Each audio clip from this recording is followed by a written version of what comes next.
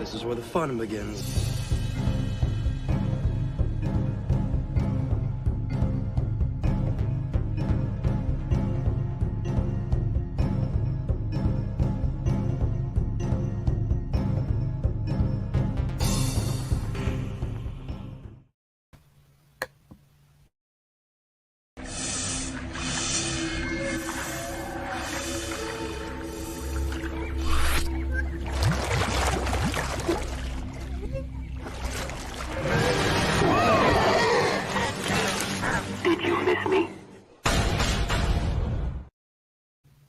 Why, hello, everyone. Oh, I don't have my camera on. Hold on. Hello. Hi, everyone, and welcome to CAF Chat. And it's a beautiful Thursday today. How are you guys doing? I'm happy to be here with you guys, all set up here, ready to go. And if you've been paying attention to the subject on Twitter when I tweeted out what's going on for CAF Chat today, we are talking about clone force sensitive beings. So in fact, vote, have a poll up this time, vote which one you really didn't care for the concept of Palpatine, Luke, Sabayoth, our Star Killer, Galen. So go ahead and vote there. This time it's more or less which one you didn't care for on the concept. And maybe if you want to say why in the comments, go ahead and share that as well. And I see people are dropping in. So please like, share, subscribe. Let everybody know that we're live here. We're talking about Star Wars. And yes, so on top of clones, we are talking about midichlorians, everybody's favorite subject that people probably were turned off on. Some people were turned off on when George introduced midichlorians, which I was not. So we'll get into that a little bit more. And that goes into the Cringe Factor article as well. And then also, now that one doesn't, midichlorians don't, but it does fit in with the clones, clone force users. But the force ghost that we're going to talk about is going to go into Cringe Factor, among other things. So please get your vote in and let everybody know we're live. And if you're catching the replay, thank you so much. I appreciate you coming back and listening in. Please engage in comments. Let me know your thoughts and stuff like that as you watch along, and I will try my best to go back and like and reply if I can. I do have sometimes a difficult time going back and replying right away to some people, but I try my best, especially if there's questions, what have you. All right, so people are starting to come in, but the first very important question is, what's in your mug today? So what are you enjoying today? So as you're sitting here with me on this CAF Chat date, I like to joke around and say, meet me for coffee, meet me on a date, let's have coffee. Yeah, so let me know. And we have people dropping in, so let me go ahead and start checking out the comments here. So Batu says, can't chat. So he came in early, can't chat today, guys, work to do. If we talk about clone Palpatine, know that the one in the Dark Empire is more believable than the one on Exegol. See you later. So yeah, we might get into that a little bit. However, I'd rather stick with the original lore and discuss that as well, because that's where the, I wouldn't say the truth lies, but that's where the true canon is, I guess you could say. Yeah. And so we'll stick with that. So we know that was a knockoff to Dark Empire, and without Luke being there, and even Leia, pregnant Leia, so, it's not worth the time. And then Crimson Mist, a channel member, cheers to you. Here I am, and here you are. Thank you for coming in. And then Jackson here. Horseberry cider, ready to go. Or Hurstberry. So I think I said that right. Cheers to you on that. And Bob Mutt Zero, hello. On the poll, is the EU Palpatine clone or Rey Palpatine? We're talking about original lore. So we're not talking about Disney whatsoever here when it comes to those. And people are voting in so far. Let me see here. And so far, the question is, which clone did you not like? And so far, Palpatine is 33%. And the rest of them, Galen, oh, no, it went up now. So Palpatine and Starkiller are tied, and Luke and Sabayoth are tied at 20. So Palpatine, Starkiller at 30, and Luuk and Sabayoth is at 20%. So this is going to be a close one. So I'm very interested in what's going to happen with that. Let's see here. So let's see here. And then breakfast blend with creamer and stevia in my cup. Cheers to you with that. All right. And one thing that we're going to talk about too, so if you have people that if you want to share the stream to people who want to engage in this conversation about Filoni and canon, and people who need the resources to help debunk that's still going on today. It's crazy. It's still going on today about what is canon or what was canon, what isn't, and what have you, because people still like to antagonize, I guess you can say. And so I replied to Star Wars only, and it was a very civil reply, but he was stating that George would never use the EU in his ST and stuff like that. And I shared, yours, he's just speculating. There's no proof to that. There is no proof to it because he never did anything. But there is proof to where he has used the EU to build the PT. So I go with evidence presented before to make a to provide, some type of circumstantial evidence, like, I don't know, about George maybe using the EU to world build, a sequel trilogy if he did one. Because the evidence is out there. He did use the EU, and he worked with the writers to keep in continuity with the EU, and he even had them write prequel novels too. So it's not the movie novels. It's like novels that just came right before the movies, prequel novels, and they're labeled prequel to the movies. And so he worked alongside the EU writers that were hired by the company to establish a cohesive lore. So I go back and look at that evidence to make a conclusion that he may use the EU, he may honor the EU. So there's more evidence that he would honor the EU than he wouldn't. So I told that Star Wars only that, he's just speculating without any evidence, because he said, and then so he wrote back, or he tweeted back about, cry more, and he called me a slut. But anyways, so I'm using that piece of meme or that graphic that he shared with Cry Harder Slut on there, and we're going to discuss that. We're not going to really discuss him, but that's just a bit. So if you follow me on Twitter, you may have noticed something had happened there. That's what happened. I mean, that was a jerk move, but it is what it is. So let me see here. Jim, the despot, just strolled on in. Hello, everyone. And then we have, how is everyone doing? I am doing great. So thank you so much for asking. And it is a beautiful day today. It's very sunny, so I have my curtain closed, or I'd be like, boom, dead on sun, because my window is facing east here. And so, of course, I have the sunrise coming up on the side here. We have 12 beautiful souls here. Please hit the like button and share out. We're going to talk. One of the topics that I never really shared on here is Filoni. And then we're going to discuss cloned Force users, which was kind of inspired by the Midichlorian series because of the fact that that was being explored. And we'll get into that. And then we'll get into Midichlorians because of course, we have forced clone people. And then we'll get into Force Ghosts for the Cringe Factor. So let's see here. What are you guys saying here? Let's see here. That was rude of Mr. Yeah, it was. But I mean, it was uncalled for, but that just that shares character, because I did not, insult him or say anything to him. But hey, it is what it is, whatever.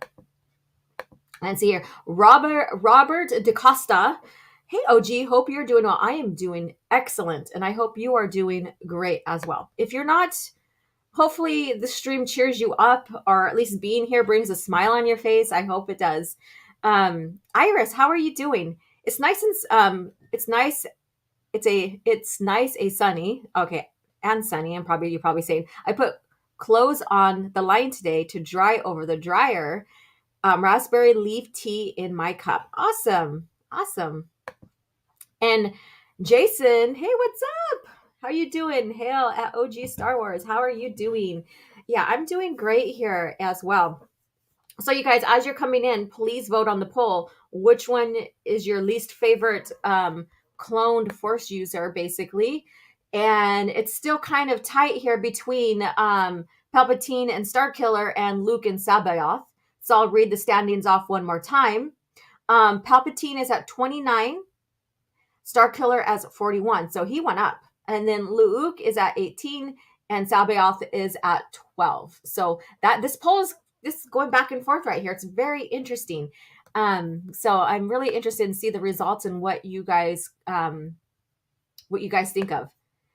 Only good game says Starkiller sucks. Okay. I prefer Starkiller isn't canon to the EU. So are you talking about the game? So when people think about Starkiller, they think about the game and not the novel. So not trying to sway your choice, just giving you a more constructive way to think. If you only played the game, maybe you were kind of turned off by him because of how powerful he can be, because that's just a game mechanic. But if you read the novel, he's not that powerful. So, again, I'm not trying to sway. Maybe you hate him both in the EU novel and the game, and that's fine. That's fine. More power to you. I don't have too much thoughts about him. He's not my favorite either, but I don't dislike him, I guess you could say. So, yeah. And I have Darth Tobio here on the side. He's sleeping on the table next to me, almost in the sun. So hopefully he doesn't come and raise hell. If you guys know who Darth Toby is, he's my orange cat. He's the newest addition to my family. Let me see here. Kyle Katarn is how you make an overpowered protagonist as opposed to Starkiller. I don't even think Kyle Katarn was overpowered. That's interesting. That's an interesting take. Okay. All right. I just never thought Kyle Katarn was OP. I'm doing good, and with Starkiller, he is more OP in the games, but it's game that's pretty normal. Yeah, I mean everybody has their own thing, and if you don't like a certain character, that's fine. Like Luke, I understand some people wouldn't like him. Returning Dark Emperor Palpatine, Dark Empire's Palpatine, I understand as well. Let's see, the game version only. But overall, I still don't like the concept of him personally, but I will check the novel out for sure one day. You are right. I've been told he's different in the novels by Lord Magneto. Yes, he is. So again, I respect that you don't care for him. That's good. That's fine. When you have a chance, pick up the novel. And then if you still don't like him, that's fine. You still have a clear assessment. If it changes your mind, then it does. If it doesn't, it doesn't, right? But at least give it a try. At least give it a try. Let's see here.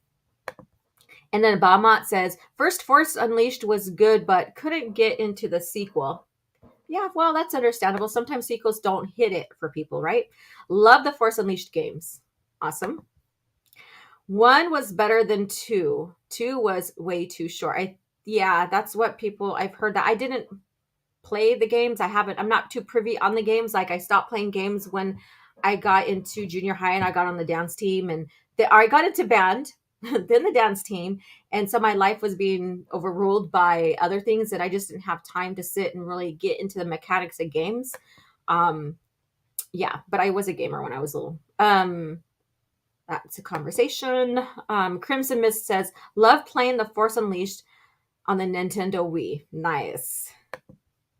Starkiller from the novelization isn't that bad. Yeah.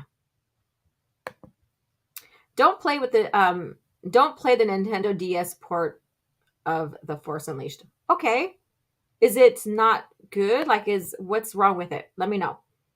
Kyle Katarn can defeat crowds of enemies and dozens of Sith without feeling overly powerful to the point of being obnoxious power fantasy without being obnoxiously so.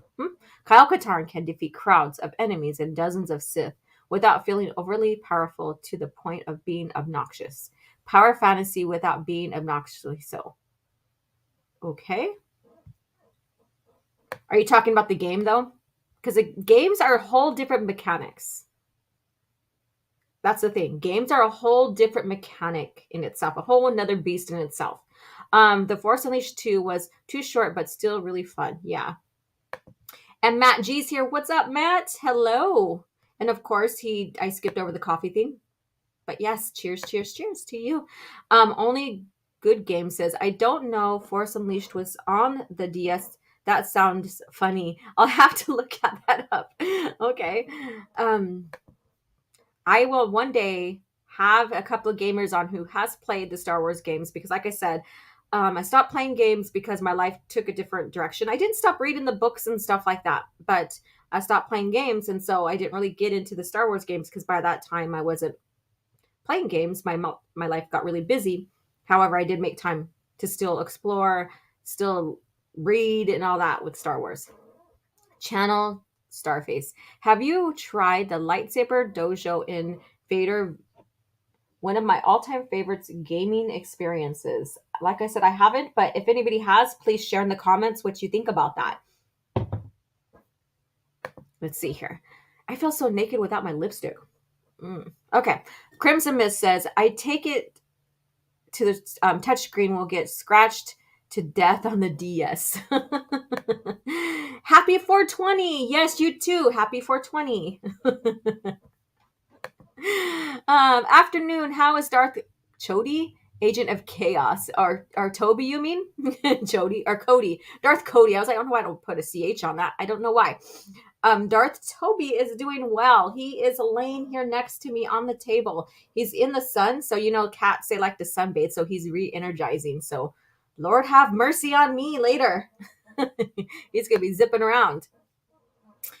Jason says, too bad we never got the third one of Battlefront 3.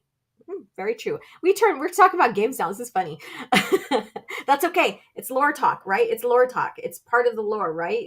It's one of the fun things because with games, you can even play characters that are not normally the way they are in the canon, right? And that's what makes it fun. That's what makes it fun. All right. And then Jim says the DS port wasn't that great. The attack combos were tied into the touchscreen and there was parts cut out. Oh, that's not nice. I would be pissed. Like the mission on the research station and Iblis. Whoa, okay. I wonder why they made that decision. I'm not very good at KOTOR. What do you think of the gameplay mechanics? Do you prefer KOTOR over SATOR? So, again, I have KOTOR. I haven't begun. I was gifted a few games for my PC. I haven't begun it yet. So once I start going through it, then I will. But anybody who wants to answer this can. I wish KOTOR had Mass Effect mechanics. All right, so I'm all caught up here. So I'm deciding what I want to talk about first.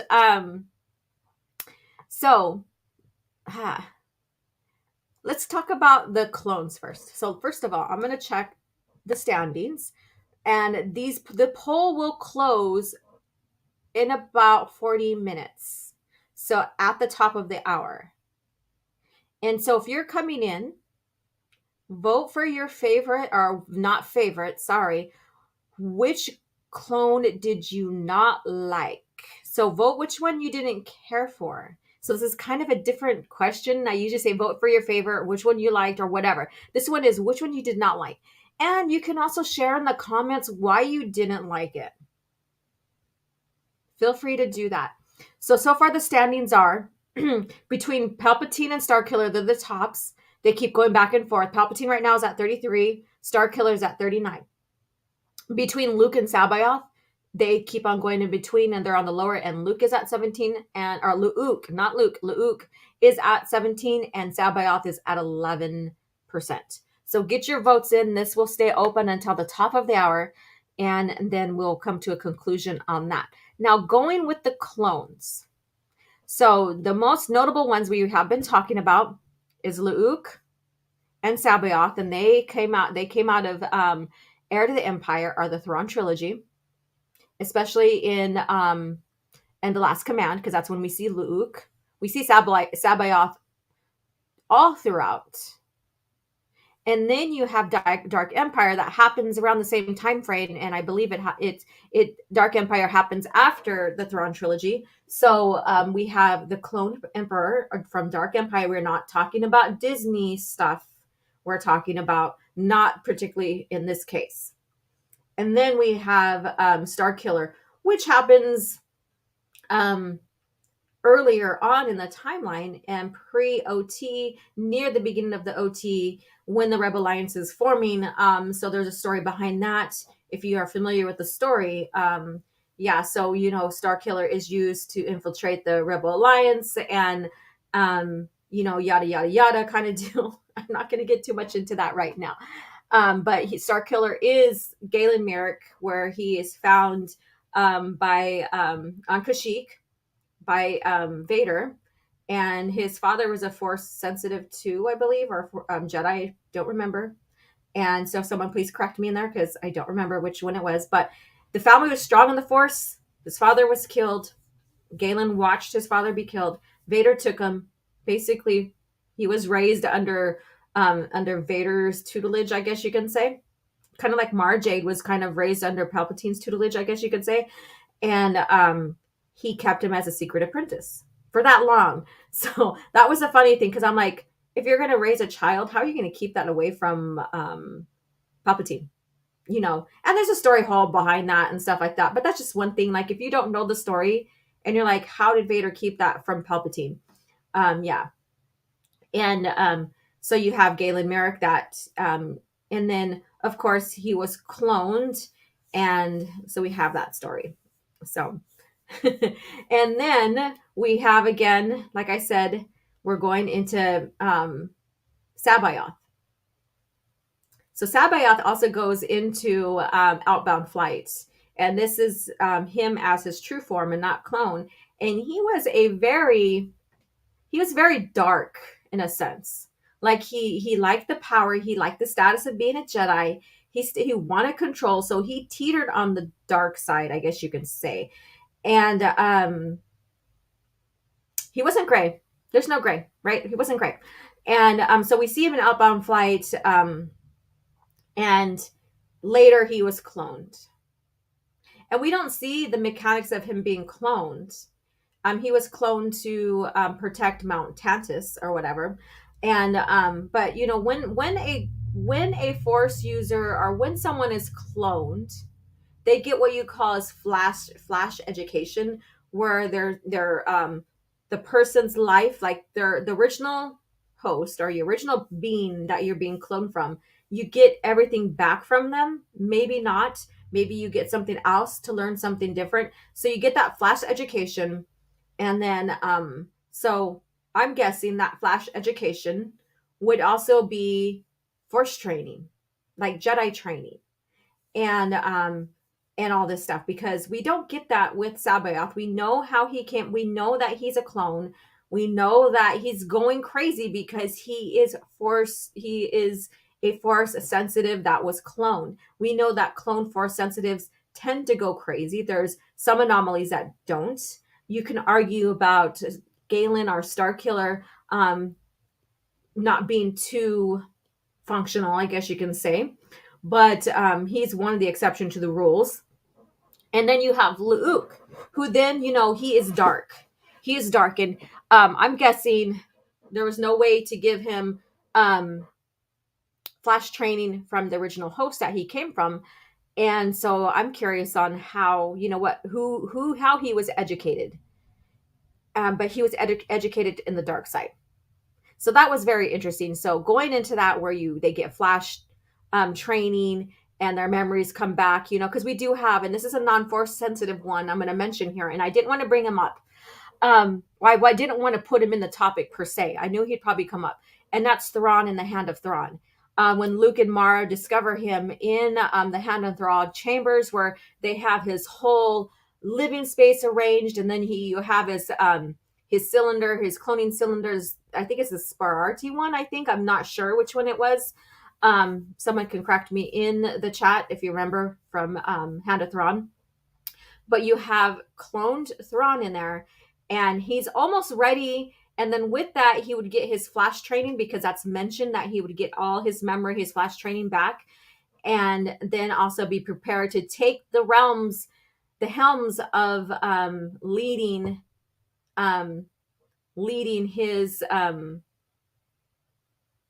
his people, his followers, and protecting against the unknown, from beings from the unknown regions and stuff like that.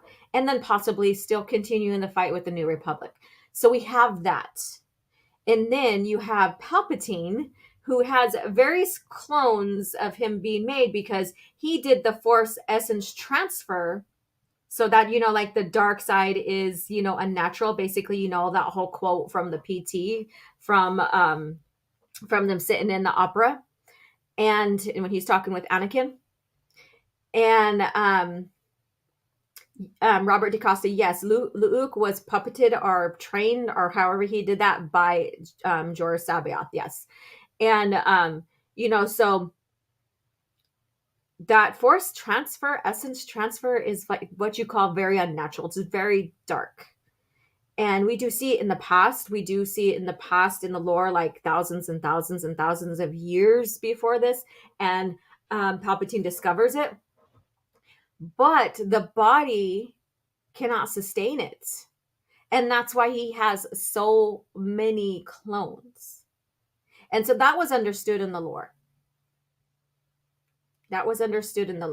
So we have those beings there. And what all that means, what this means is that, and what's established in the original lore, is that cloned Force users, they eventually go mad. The Force doesn't see that as natural. The Force is what sustains life, right? And so when that happens, and the Force already knows that the person existed. And I'm coming to this conclusion from what I know about the lore. So the Force realizes that this being already existed, and this is unnatural and stuff. And so the being tends to go crazy. And we do see that with clone Palpatine, he gets really obsessive crazy, but we really, really see it in Sabaoth, and even with Luke. So I want to see what you guys have to say. I'm going to scroll up here. And Soul Assassins in the house. All right, for something that's considered impossible, cloning Force sensitive is very prevalent in the EU, right? Let's see here. And a lot of these forced or clone Force beings do go crazy. Let's see here. Holocron, I seen you come in earlier. Nice to see you. Palpatine's clone was naked. Alex loves naked Palpatine. And those who are coming in, speaking of, please vote for which clone you did not like as much, like the concept behind them, what have you, whatever your reason is. And you can even share in the comments, let me know. We can create a conversation since we're talking about them right now before we get into the more juicier stuff. Yeah, so right now Palpatine is at 29. Star Killer is still leading at 38, and Luke and Sabaoth are tied at 17%. So if you're tuning in, get your vote in. It'll close at the top of the hour. Iris just got some new coffee in the mail, strawberries and cream. It smells so good. Interesting. I never thought about strawberries in my coffee. You're going to have to let me know how that tastes. All right. Palpatine and Only Good Game says Palpatine's clone was awesome in my honest opinion. Just didn't like the way he dies in Emperor's End. Oh, with hand blasting him or killing him when he's trying to transfer himself into baby Anakin or something like that. I have to go back and take a look. Let me see. And I don't want to drop this on you, kitty. I don't want to disturb you because you're not disturbing me, but I need my book. So this right here, you guys, sorry, babies. I'm dropping all my books on my cat. Darth Toby's not going to like this whatsoever. There we go. So I'm going to pull this baby. Sorry. Okay, he's gone. This right here is a great investment. I will share with you that I got it for $200, but it's It's a great investment. So this is a leatherback. This is all the comics regarding Luke Skywalker. So this has a Dark Empire in here. Oh my God, you guys. And I think I did a reveal video on this when I got this. This sucker, look how thick this is. It's bound. It's got its little bookmark ribbon. It's so friggin' cool. Look at this. Yup. All right. So yeah. So I was gonna look for that page, but I don't want to waste too much time. Jason Fox says Kento Merrick was a former Jedi. That's what I thought. Okay, I knew he was a Force sensitive. I just didn't remember if he was a Jedi Knight. But that's you're right. He was hiding on Kashyyyk because the Wookiees always favored the Jedi, and yeah. But then of course we know what happened. We know that Vader went in and bombarded and started enslaving the Wookiees and what have you. And then James Unchained's morning. Hello, how are you doing? Lance, how are you doing?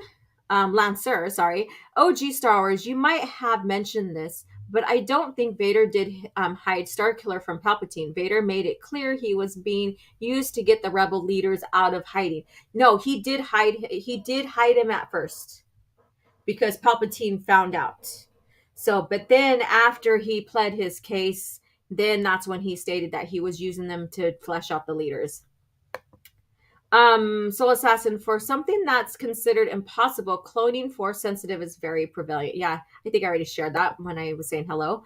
Thrawn's clone was so shocking to me, and I've always hoped Thrawn is still out there alive in the galaxy. Yeah, that was a little shock twist when they discovered that. That was amazing. And then and I'm going to do a compare and contrast real quick because that's what I like to do. In that scene, when they discover Thrawn, he is guarded by some. He was guarded by some. I forgot what type of droids that was guarding, some fighter droids. I forgot the name of them already, but it took, and they had. I think they had cortosis lining in them, so they couldn't destroy them. And so Luke and Mara had a very hard time defeating those droids, right? Compared to Luke just blasting through the dark troopers in Mandalorian. So I did a video on that. If you guys want to check that out, I could share that in the link below later. But I did a compare and contrast from Luke from Heir to the Empire, our Thrawn trilogy timeline versus Mandalorian Luke, which happens around the same time frame. But I did also use that as evidence of how powerful Luke was at the time, and he still needed help defeating droids. He just didn't slice through them like butter. So that's another thing, and that's another whole another story. Soul Assassin says Vader went through many clones to get Starkiller, who had issues but seemed to be getting better, while Vader finally got a perfect clone with the Dark Apprentice. Correct. Hello.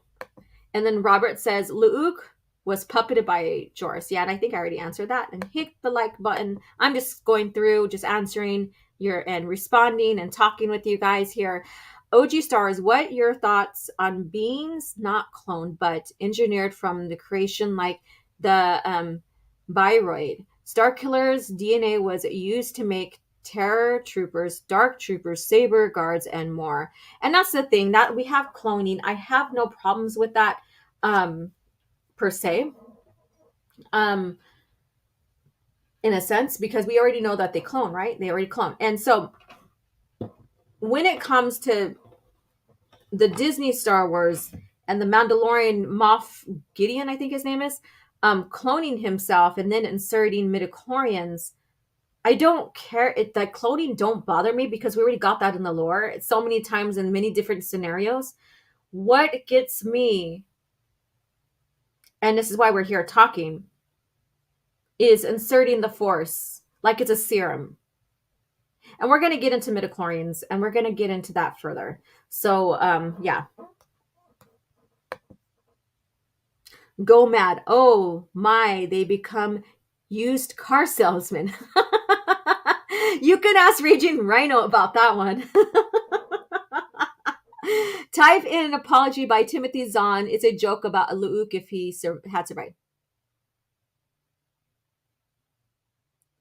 Type in an apology by Timothy Zahn. It's a joke about if Luke had survived. And then Demogeny, what's up? What's up, pimp? How you doing? And hail chat. And let's see, that's what happened to Darth Tenebris. He mutated his midichlorians, so when and we were going to get to that because we're getting into midichlorians now. So this is a good, perfect segue here. And if you're coming in, please vote for which clone you'd like the least, whether you dislike the concept or you just didn't like them at all, what have you. The poll will be closed at the top of the hour. He mutated his midichlorians, so when he left, they couldn't return to the Force and kept him in constant limbo, reliving his death. Yeah, so we're going to get into the midichlorians. That's why I mentioned, inserting the Force. Well, when you read the Plagueis novel, when you get behind the lore, when it gets more into the midichlorians, you find out how the Force responds and reacts to it being manipulated. And how to use it is being manipulated and how the Force responds to that. And so we're going to get into that here pretty quick. And I did leave, there are Force societies like on Vajun where being Force sensitive was considered high class, considered something prevalent in the culture on Vajun. And they did experiment with midichlorians and all that, which they all went crazy. So another piece of evidence that when you manipulate the Force, when you go and do that kind of research and want to increase yourself, if you weren't born with high midichlorians or very high sensitive in the Force, and you try to do that, the Force strikes back. And we've seen that with Plagueis. We've seen that with Tenebris. So, and then we see this with the clones. Cloning that being and just keeping their Force counts, the Force sensitivity just the way they are, they still go mad because you're corrupting life. The Force is life. It's going to strike back. You're corrupting life. And when you get to the Thrawn duology, one thing that helps speed up and protect the Force from striking back at the cloned being is putting in Yzillameri, those little Force lizard, that block the Force or whatever, in while the process is being handled. Now, when we get to the clones for the PT attack, Attack of the Clone, we get to the clone troopers and stuff like that, then you question, okay, so how come they didn't go mad or what have you? So we have that little discrepancy. Let's see here. And everybody's saying hi. Let's see here.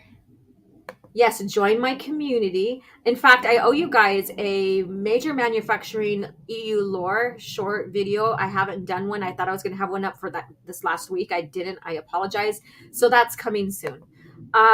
Yes, I love the comic collection. Allows you to get a very good idea of how just amazing the EU handled Luke. Correct. And let's see here. OG Star Wars. Did I just get that wrong? I thought Palpatine wanted Jason as his host body. No, it wasn't Jason. It was Anakin. It was baby Anakin. Jason and Jaina are already a year or so, are already older. So Dark Empire happens after Thrawn trilogy, and we have baby Anakin. So and I think Anakin's might be. I have to take a look how. If someone can tell me, I haven't updated what's the difference in age between the twins and Anakin, because I forget. Years ago I listened, this is from Crimson. Years ago I listened to the radio dramatic reading of Dark Empire. Yes, that's crazy. It was so complete with voice actors and Billy D. Williams as Lando Calrissian. Yes, I have that on my phone, and it's so good. It's good to listen to. And I haven't even had a chance to find the page that I wanted to, and so I just disturbed my cat's Darth Toby's rest. I'm sorry, Darth Toby. He took off and he's gone. He's gone. Only Good Game says, have you ever made a top 10 of your favorite books or comics? Not yet. I'm going to have to do that. Stay tuned. You just gave me an idea. I'm still going through some of the comics because I didn't pick up comics too much growing up. And so now I'm like revisiting comics that I haven't had a chance to read. So it's almost like I'm getting new Star Wars lore. Like I knew that event happened. I just didn't get the whole story. And so it's been amazing. So yeah, it's been very amazing. Steady and Brave, Megatron, how are you doing? Luke! And let me see the standings so far. Because I have people dropping in now. And so Palpatine is still at 30. Starkiller is still leading with 41%. And Luke and Sabaoth are still at tied.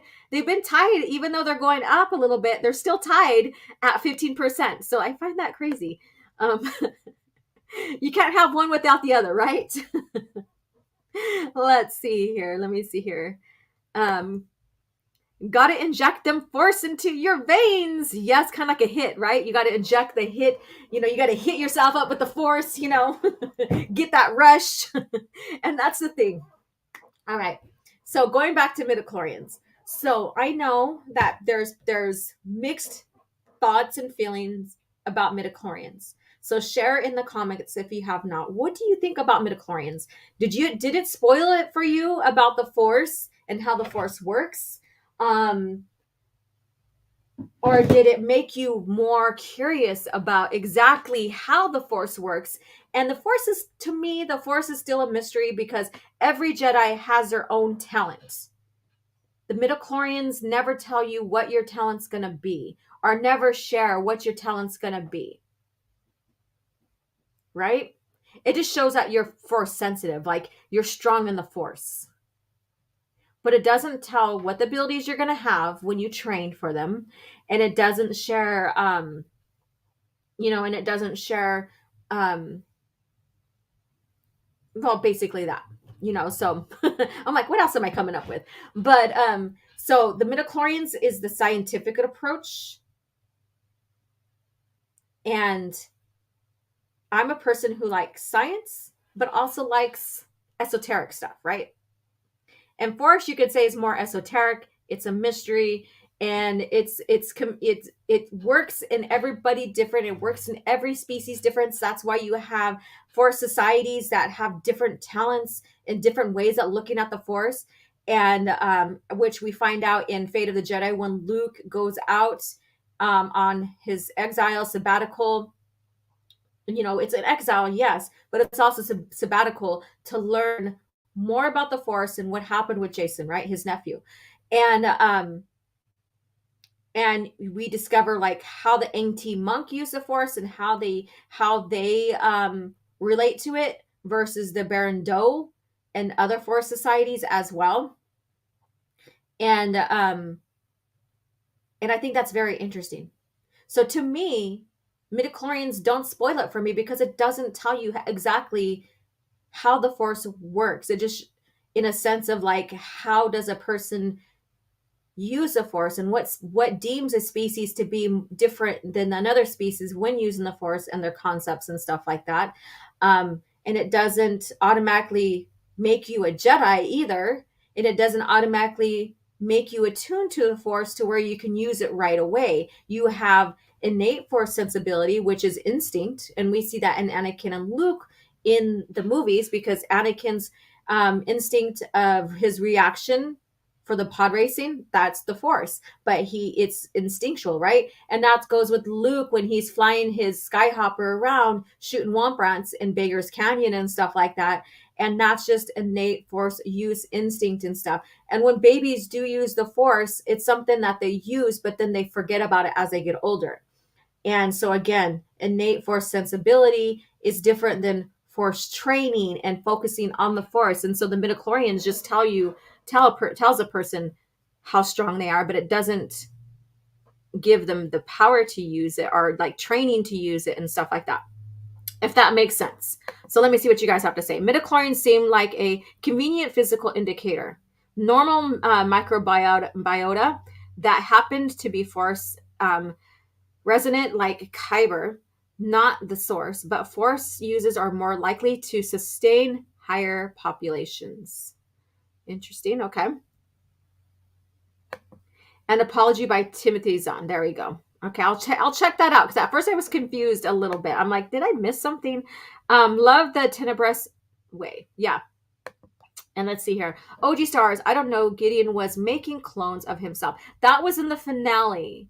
And I seen Raging Rhino's review. And in fact, tonight is his show, Casual Rage. Be there. He's going to review the whole season 3. And then he's probably going to talk about the finale. And so I would be there to learn more. Yeah, so this is kind of what that cloning scene, our episode for the finale, is what gave me the idea for the topic here today. And so I wanted to talk more true Star Wars lore about force cloning and how when you experiment with midichlorians and you inject them into people to make them more force sensitive, how that turns out bad. Because the force knows, there's the wheel of the force. If it's unnatural, something's going to happen, right? Something's going to happen. Sounds similar with what they did with the creation of Dark Trooper bioroids, bioroids. Yeah, this guy's, the guy's meant to use the MK2 and 3 suits. Yeah. Let's see here. Thanks for sharing that, Soul Assassin. Yeah, thank you so much. And Sith Assassin Trayla, another channel member, thank you so much for popping in. Hello, how are you doing? And I keep on saying this every time I see it, but I like the Sith Assassin trailer. Another channel member, if you guys have not had a chance to become a channel member, please support the channel. If you can afford it, get on and subscribe. Oh, and I was talking with Lorena, who does a lot of watch parties with her channel members and stuff like that. And so she's telling me what she uses according to StreamYards to do a watch party with the channel members. And so I'm going to use that for the Clone Wars 03. So hopefully at the end of May, I'll have it scheduled, and you guys as channel members will get to come in with me, and we'll get to review season 1 of the Clone Wars 03. That's Tartakovsky's Clone Wars, and sit down and discuss and have a fun discussion. A way to give back, because I haven't had a chance to give back to channel members in quite a long time, and I apologize for that. Yeah, so stay tuned for that. I got to do a test run on that, and then it'll be set, and I'll advertise it. So if you haven't become a channel member, now's your time. Get in on the fun, you guys. Soul Assassin, Kaminoans clone their entire species to survive the global catastrophe. Yeah, they become eugenic assholes because of it. Yes, and they did that, and they are very smart scientifically, so they probably did find a way to work around the mechanics. And we do have one or two in the history of the Jedi Order that were Jedis. So, but I think it was kind of rare for them to become force sensitive. But I'm going off of speculation, favorite word today now. And so I'll look into that more. But we did have, some Jedi that were Kaminoans. Kaminoans. I swear to God, that word gets me like I have a speech impediment. Fuck it. All right. Andrew says, hi, recently discovered this channel after I was shocked by catching news from Star Wars Celebration and noticed how awful Star Wars was these days. Thanks for keeping the old true EU alive. And thank you for coming in and supporting and becoming, or subscribing to the channel. I appreciate all the support. Lancer says, OG Stars, also when the clones of Starkiller went into the cave on Dagobah and saw millions of himself, I wondered if the Force was telling him that his DNA used to make weapons fractured his soul. That's a good question, and that's a good insight.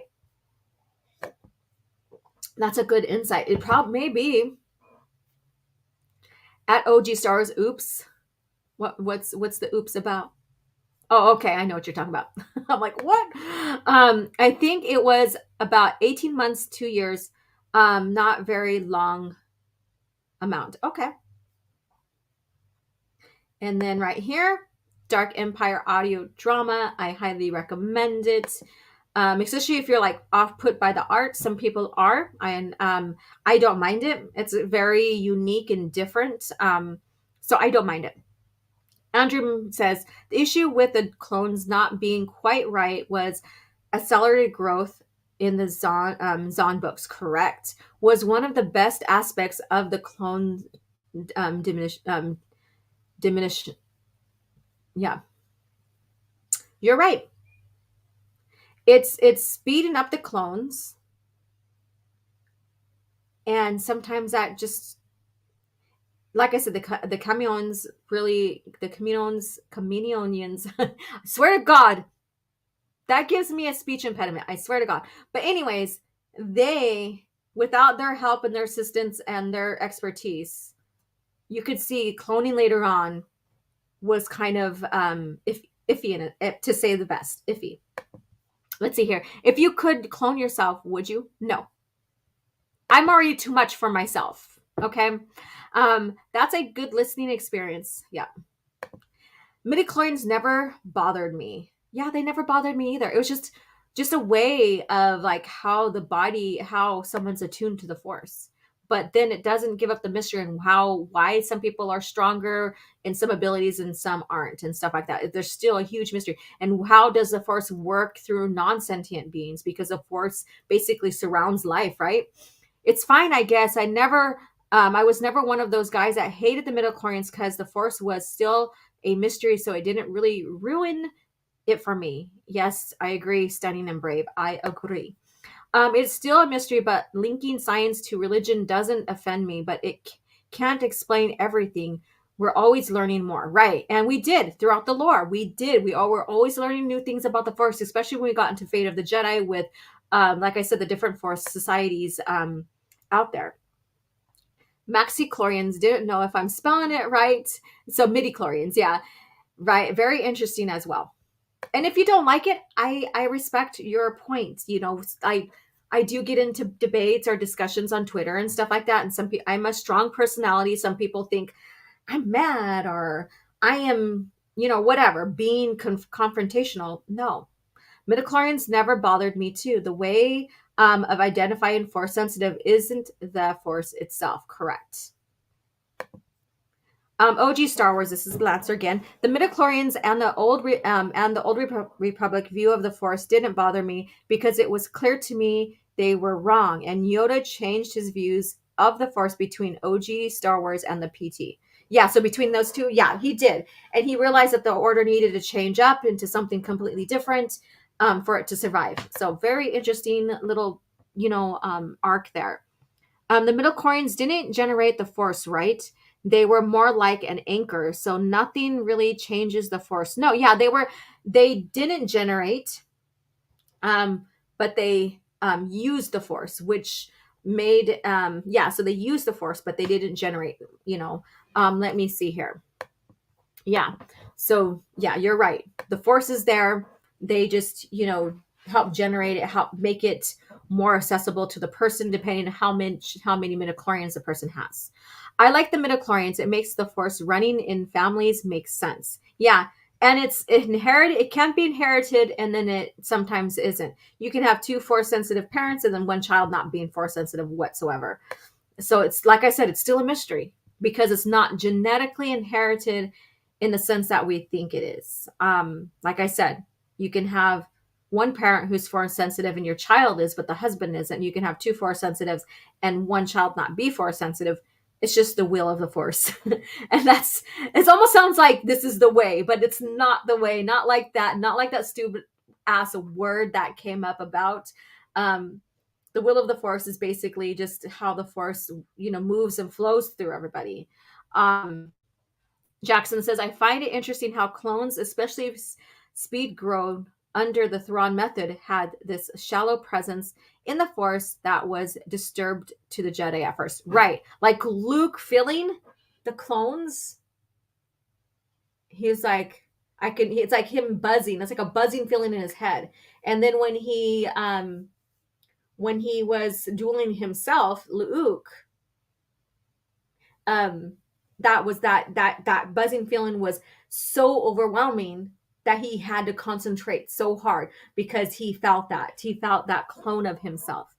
And just imagine being so strong in the Force and then confronting your clone and how it's being perceived in the Force and how it's like buzzing in your head and all that stuff.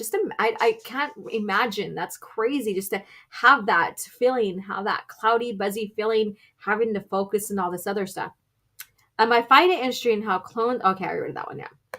Let's see here. OG Stars, I forgot the name of the order, but there's a Force order that sees the Force as different colors. Oh, that's the Angting monks. So they say they like George Cardas explains that to Talon Card about how they see it like a rainbow. Yeah, so very interesting, isn't it? And there you go. There's a link for Casual Rage. I'm kind of behind on my chats here. Rhino reviews are always fun. Then he shows Grizzy's videos, and those are always fun. Yeah, Grizzy. Yeah, that's a great laugh. If you want to, I mean, sometimes it makes me cringe. I'm like, okay, I'm done with this. But sometimes it's like, you just have to laugh. You just have to laugh at it all. Crimson Mist says, wasn't there a tale about a whole planet whose inhabitants were injected with the midichlorians to become force sensitive and later driven to madness? Yeah, that's on Vajun. And I was just talking about that. I shared it on Twitter. So Vajun, they were a high force sensitive type population of beings, species, and it was noted like if you are force sensitive, were a higher class, I guess you can say. They started experimenting with it and to increase force sensitivity in the force, and that was repetitive. And eventually they started going crazy. So that's one thing that I wanted to point out is how if you manipulate the force like Palpatine did, like Trinibus did, eventually shit happens, right? Like at one point, Plagueis, and I meant Plagueis earlier, but Plagueis and Palpatine and Trinibus, but mostly Plagueis and Trinibus. But at one point, Plagueis was cut from the Force. And let's see here. The Jedi of the Old Republic seem to have been interested in cloning. They had a secret lab under the Academy of Dantooine. Vader went there and fought a clone of himself. Let's see here. Uh-oh, I lost it. So if I skip anything that you guys stated, I am sorry. Okay. Okay, I already seen that one. All right, I think I'm just about caught up. And we're going to go ahead and take a look at the poll and see if we have any ties. Not ties in lower end because that doesn't need to be broken, but like for ties for first place or number one, and we don't. So you have 2 minutes. If you're coming in and tuning in, get your vote in. Which clone did you not like? Palpatine, Luke, Sabayoth, or Starkiller? So far, and I'm not going to read it yet. I'm going to go back here, give it a couple of minutes here, and then we'll turn it off.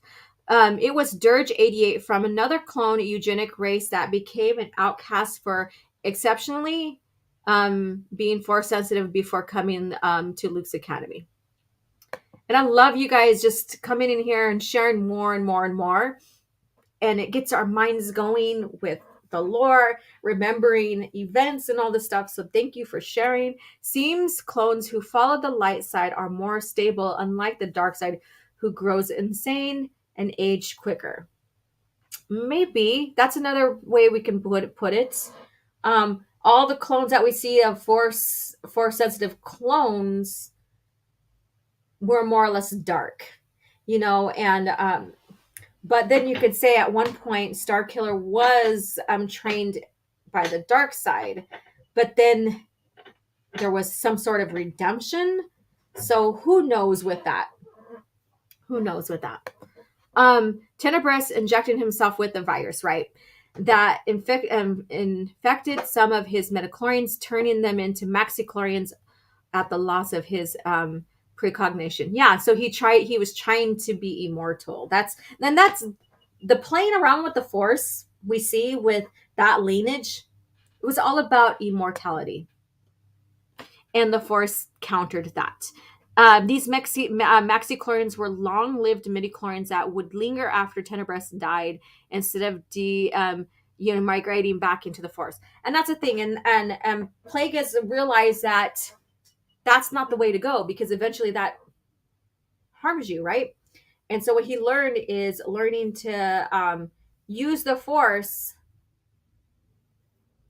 to stop the aging and stuff, which he kind of did. He wasn't so successful because he got killed, but he was learning different ways of approaching it without injecting self, or without using, injecting self with midichlorians to up the Force sensitivity. In fact, before we move on, let's go through this. Through the years, Plagueis experimented with Venomous, killing and reviving him, manipulating the midichlorians within the Bith's body. Therefore, Plagueis concluded that in order to stop aging, the solution was not to add more midichlorians to the body, but to impose one's will on the midichlorians already present on the subject. Because midichlorians were linked by a universal mind, the ones in Plagueis' cells initially resisted his imposition upon their fellows, but eventually he succeeded, first with small creatures, then with slaves. Through these experiments, Plagueis discovered that these midichlorians would not die. Instead, they drew upon sustaining Force energy, which acted on a microscopic level to halt tissue decay in their host, putting an end to aging and disease. In his writings, Plagueis believed this could only be achieved with a sharpened mental focus and an affinity for the Force to impose a measurable effect on living cells. Darth Durer, another Sith Lord, incorporated the midichlorians into his own research into immortality. So this is all about immortality. And of course, we know that the Force basically struck back. And and we know what happened from there. So there you go. Sorry if it seems like I'm not paying attention. I'm lurking and working right now. That's fine. You're good. Thanks for the response to my question. No problem. No problem whatsoever. So let's go ahead and close the poll. It's been over like a couple minutes. So here we go. Here's the standings, and thank you guys for participating in this. I always like to try to do something fun. Which clone did you not like? And so before I close this, I'm going to read it, then I'm going to close it. Palpatine is at 33. Luke and Sabayoth are at 13%. And then Starkiller won the poll by 40%. So there you go. So the majority vote did not like the concept of Starkiller for whatever reason. Thank you so much. And then Lancer says, OG Stars, I forget the name of the entity from another universe, but it had an alt universe kind of force. What would happen if you made bioroids with both DNA from a Force and anti-Force users? There might be a conflict. I would believe there would be a conflict, because they're not compatible. Who knows?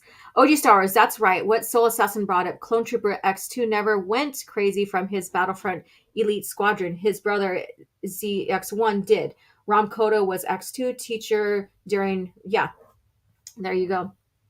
And see, we're remembering everything that maybe we haven't read in a while, and this is fun. This is why I love coffee chat and talking with you guys.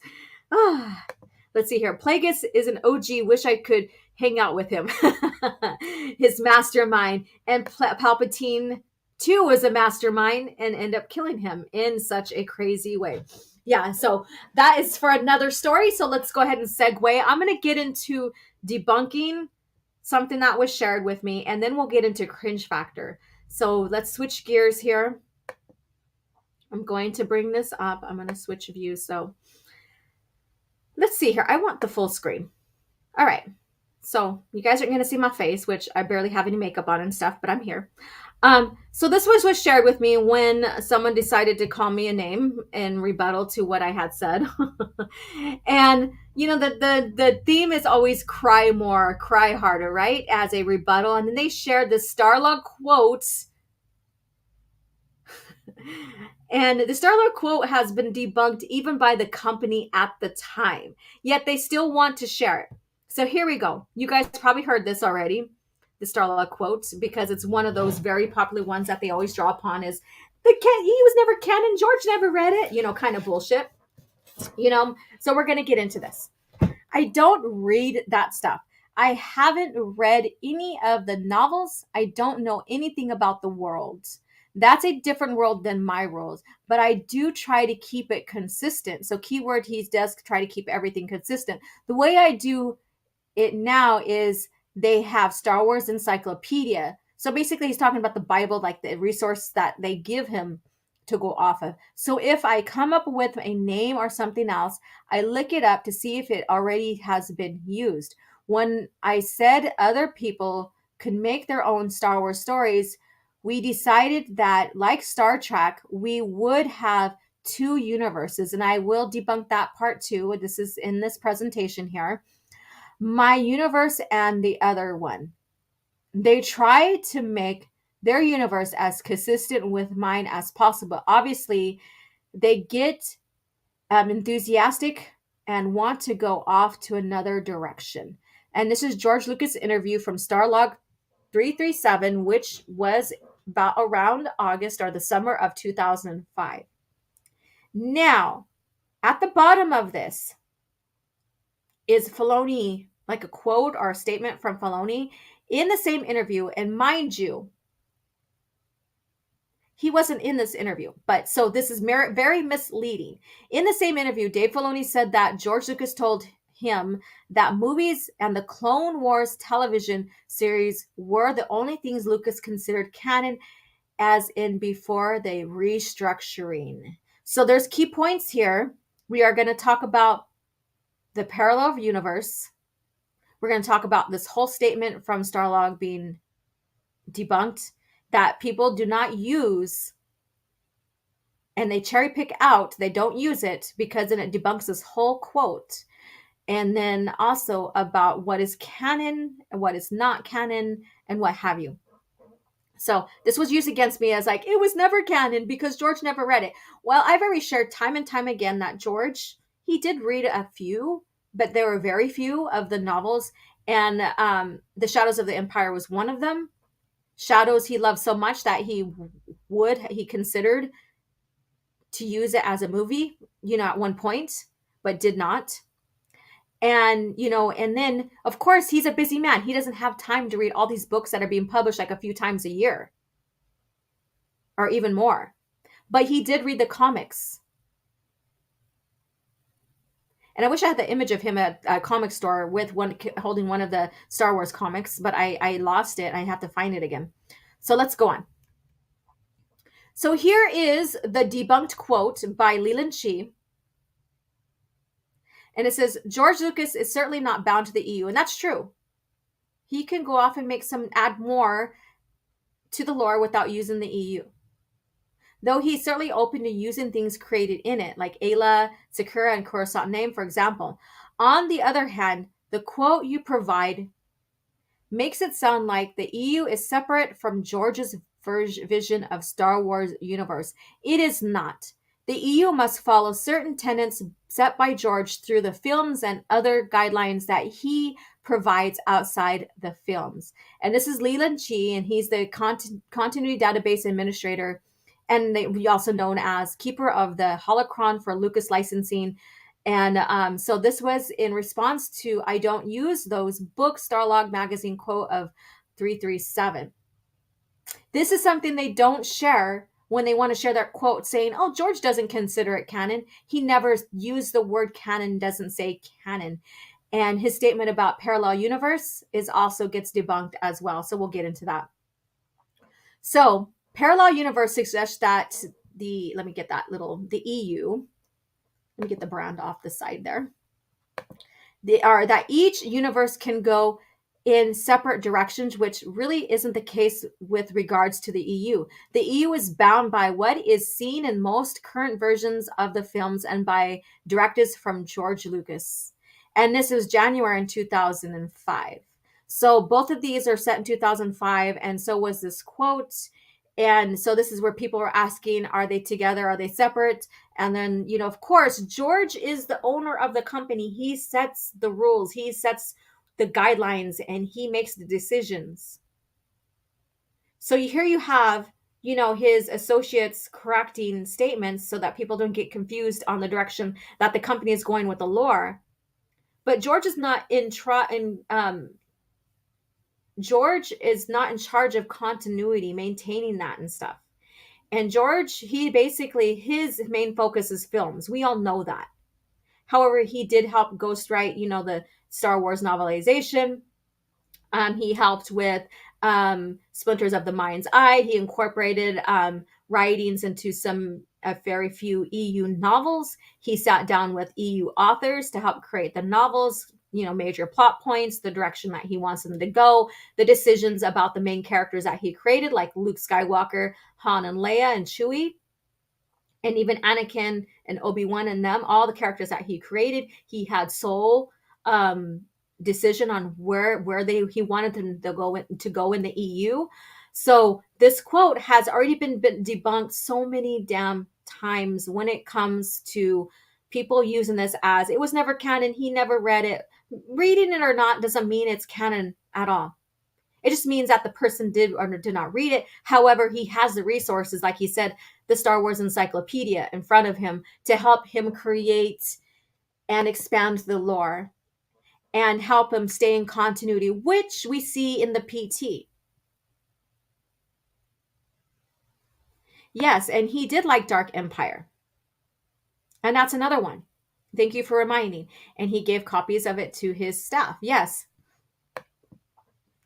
And so he did use that, and he sat down with like Suwastoni and all of them. And he also told Zahn and other authors, recommended them to read West in Game stuff to help keep continuity as well.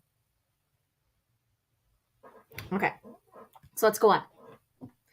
Dave Filoni, I hate that this text was all the way expanded out, even though in the original version of this PowerPoint it wasn't. But Dave Filoni, so on the bottom it says in the same interview. So this is suggesting that he was in the Starlog interview with George. He was not.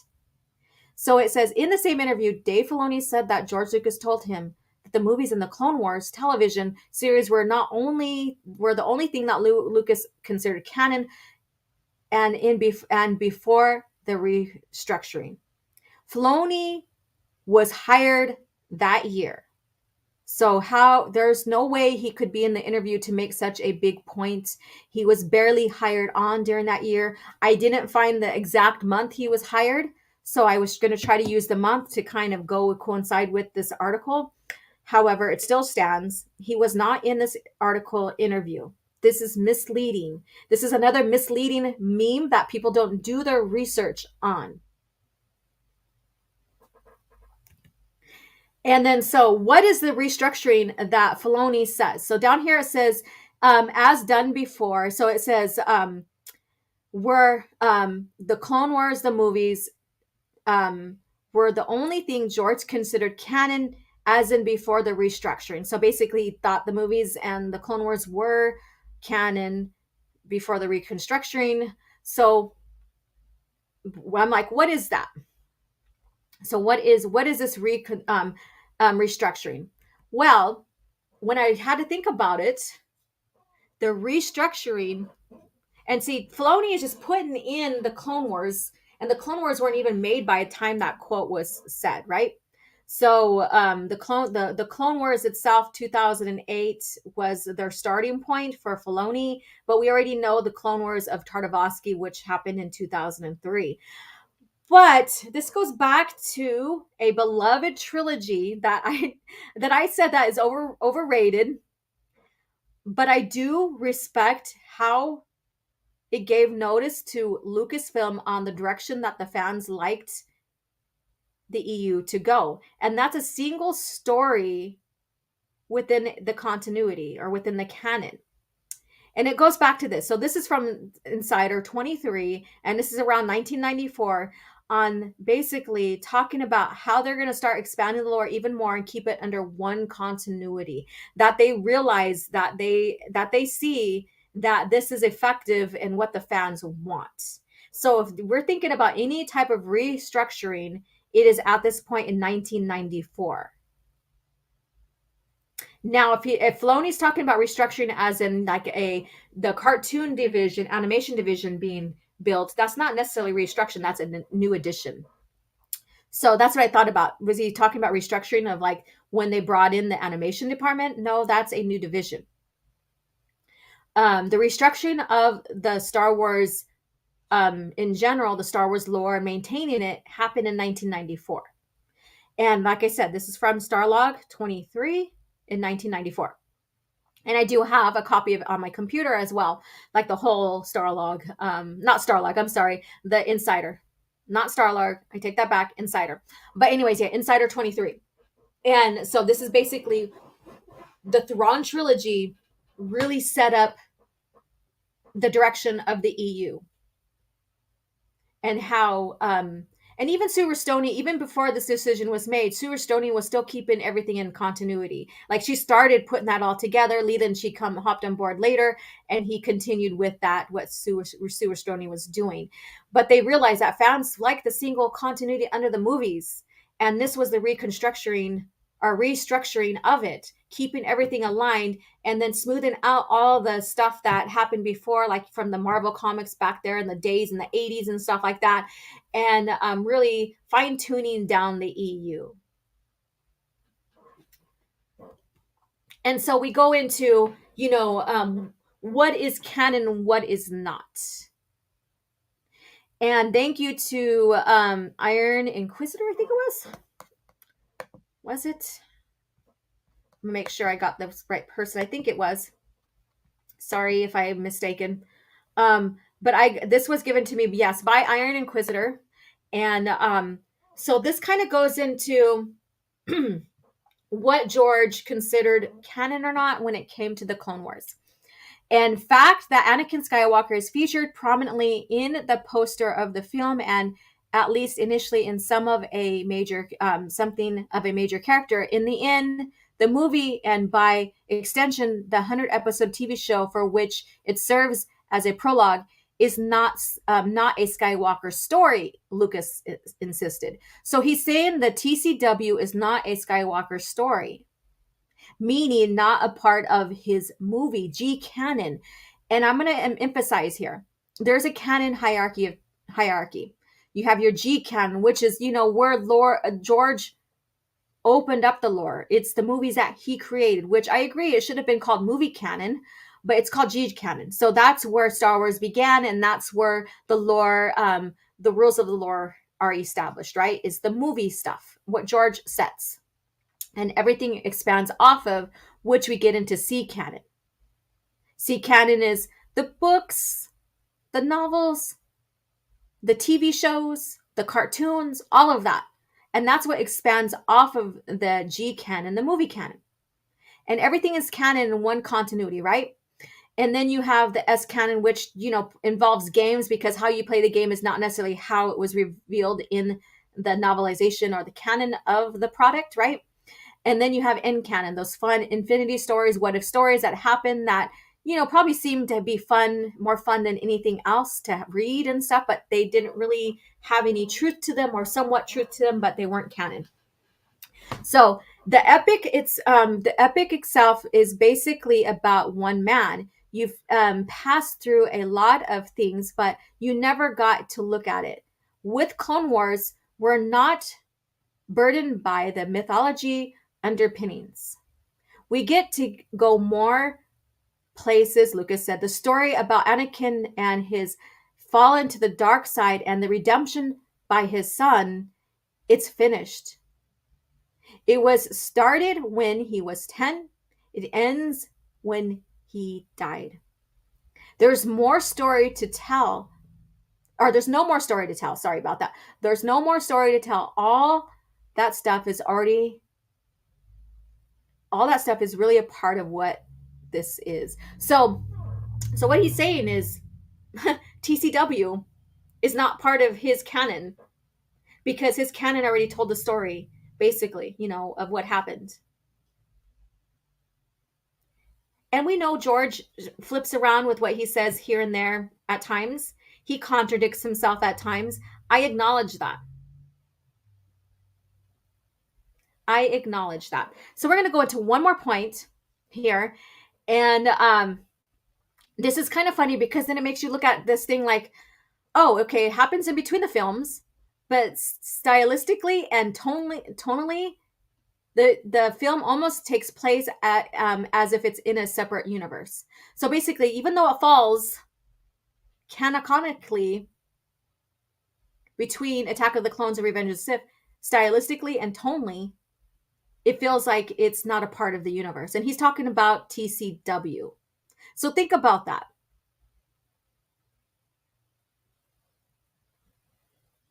And it gets kind of confusing, right? Because he's like, okay, it's not a part of my G canon, but then it doesn't feel like it's part of the universe. Like when you look at it stylistically and tonally, like the tone of the show, it doesn't feel like it's in the same universe. Now, does it say this is not canon? No, it doesn't. What this states is what he is presented here is that it's not a part of his story. And it goes back to this quote here. It's not a Skywalker story. It's not a part of his story. It's not, well, I would say it's not a part of the movie canon. I take that back. It's not a part of the movie canon. But then you have the books that were written as prologues to the PT movies, right?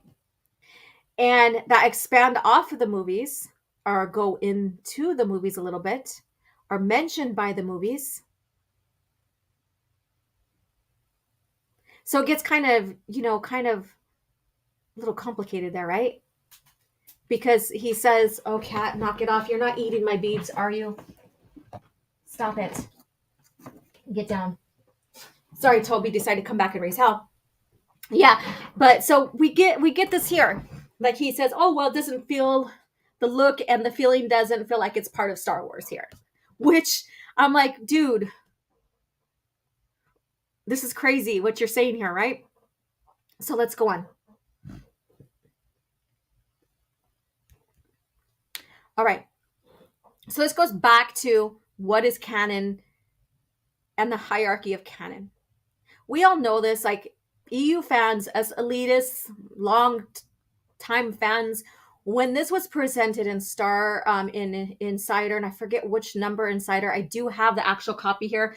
I just was lazy last night and didn't want to find it within the copy to give you the exact one that it comes in. But when asked if the G and C levels form separate and independent canon, Chi responded by stating that both were part of a single canon. There is one overall continuity. And so he's talking about the G or movie canon versus, the C, the other media products. And this right here talks about all the media ties into the movies, all being one canon, one continuity. So this talks about that. That's the decision, that they're going to still maintain a single continuity. So when people talk about, oh, well, the EU was never canon, it was never a movie, it was never put in the movie, but then you can also think about all those books that tied in significantly to the PT and were mentioned in the PT.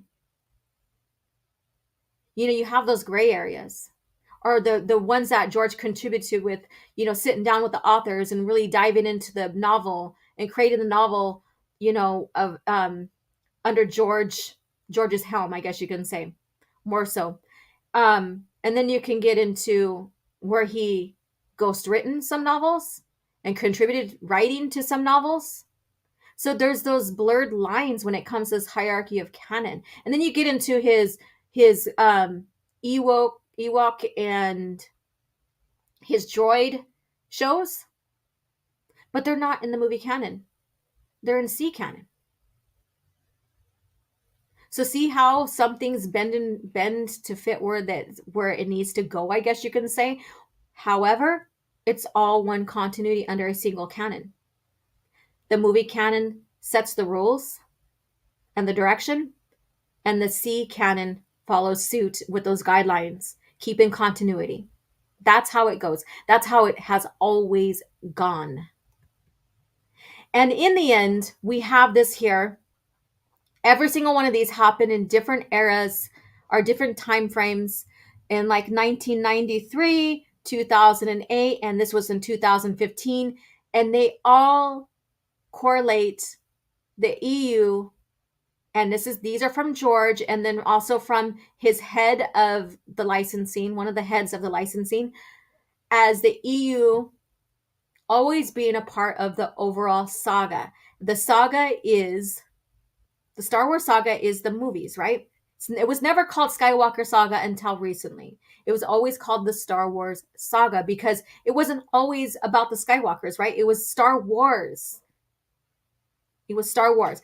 So these three in different time periods, this is one consistent thing that George has said before, that they were all a part of a single saga, the Skywalker saga, not the Skywalker shit, the Star Wars saga.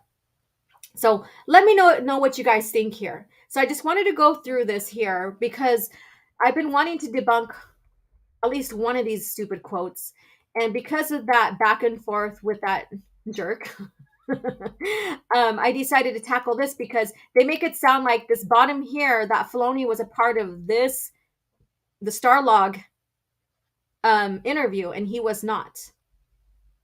It was this right here. These people cannot present a coherent argument, and they cherry pick and can't have a coherent or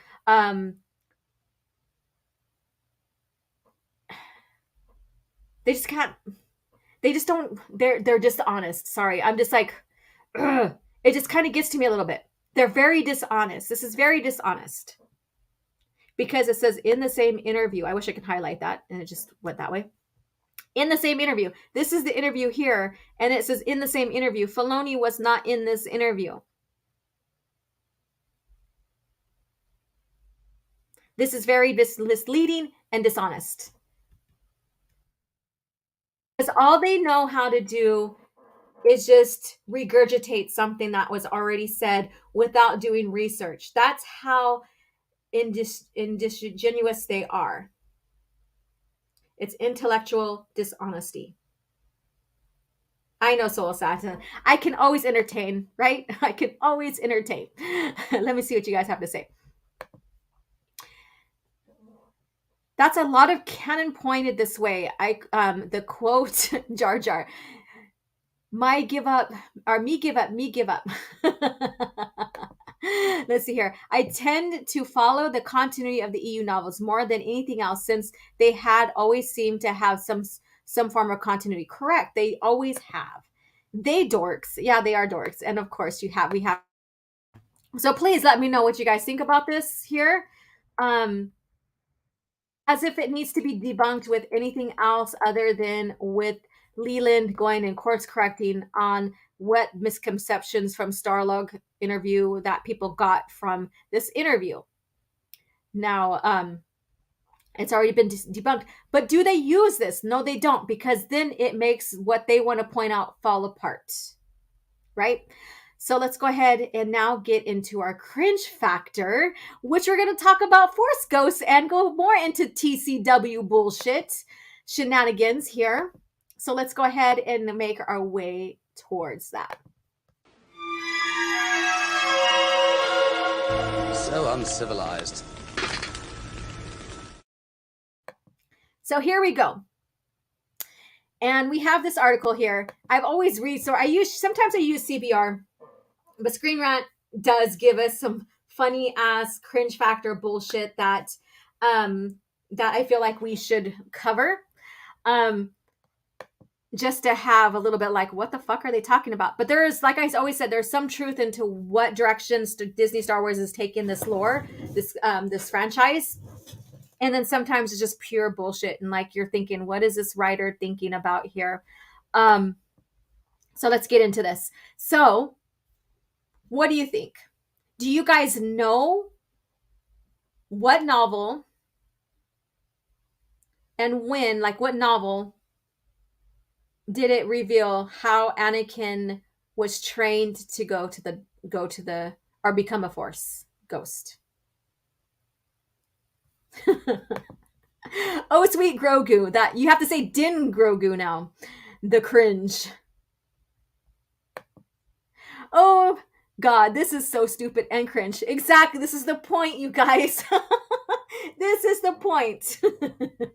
This is the point. So do you guys know what novel this happened for when Anakin was trained to go to the as a Force ghost? Let me see if I can find it real quick here in my books. Oh, here we go. Here it is. So let me know in the comments here. Rhino's gonna love this. He always likes to pick some things that I find that is so cringe and I share on Twitter to kind of talk about a little bit, which is fine. You know, it's cool. Jedi Trial or Labyrinth of Evil, can't remember. Nope. He doesn't learn back then because then it contradicts A New Hope. Don't know the book, but know he learned to become a Force ghost. Correct. Yes. So there you go. All right. So let's get into this article. Let me get back down. I grabbed some books here because, I just want to create a bigger mess in my studio because, like, I don't need a mess when I'm beating and stuff. So let's get into this Cringe Factor article real quick. So this is by L. Cooper, whatever. Clone Wars secretly explains. So they secretly explains Anakin Skywalker's Force Ghost mystery. I didn't know it was such a mystery.